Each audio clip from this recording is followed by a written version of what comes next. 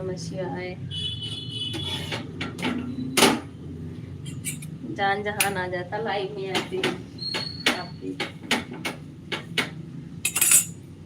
क्या बनाए खाने में?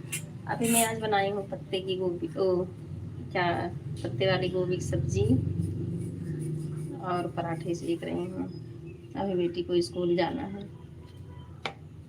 ओम नमः शिवाय, नमः शिवाय। और आप कैसे हैं? ओम नमो भगवते वासुदेवाय, नमो नमो भगवते वासुदेवाय नमो। आपका नाश्ता हुआ है कि नहीं?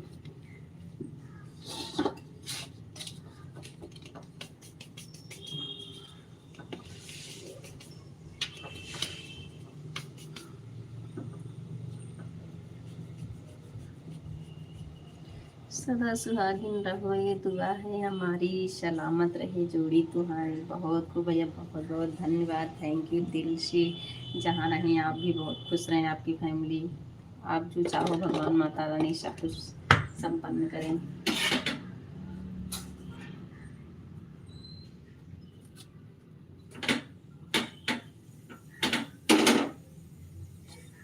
वो सब कुछ आपको मिले जो आप चाहते हैं।